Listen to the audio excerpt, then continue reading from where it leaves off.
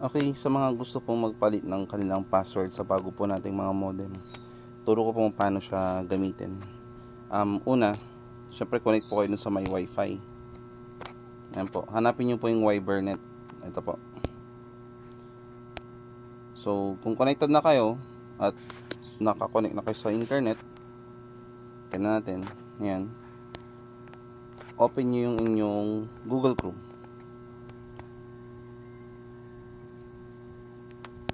Connect lang kayo dyan. Stay connected lang kayo. Then, itype nyo po dito sa inyong search bar engine 192.168.100.1.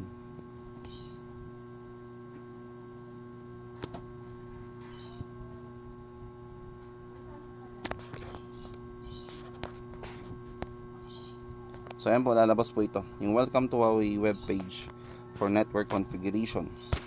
So, ang ating username is small letter po lahat yan, wala rin pong space. Telecom admin. Ang password po, baliktarin nyo lang po yan. Admin telecom. Wala rin pong space, wala rin pong big letter. So, login po kayo. Ito yung mag-load. Then, punta po kayo dito sa may advanced settings. Ayan po. Ito. Then, sa may WLAN, ito po. So, dalawa po yan. Itong 2.4G basic settings.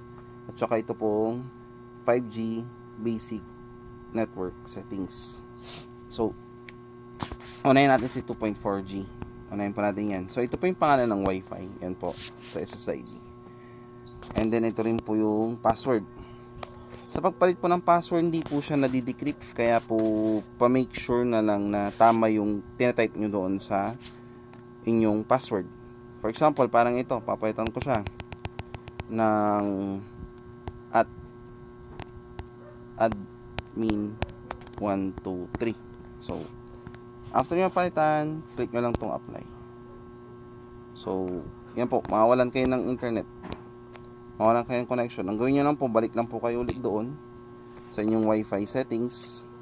Hanapin nyo yung wifi name na nilagay natin or yung dating nakalagay.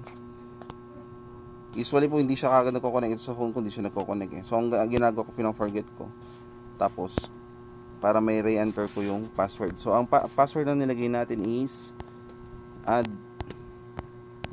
admin123. So, yan. Try natin kung tama yung nilagay natin. So, yun. Connected na. So, same lang din po sa pagpalit ng isang wifi name natin, which is yung 5G. So, balik lang kayo dito. Balik lang kayo dito sa ano na to. Sa IP address na to. Then, dun sa may advanced, WLAN, tapos dun sa may 5G. Itong 5G. 5G basic network. Same lang din. Kung gusto niyo, ipares yun na lang din po yung password. Pwede din po yan. So, yan po. After nyo palitan, make sure nyo i-click apply. Tapos yung password po is correctly typed.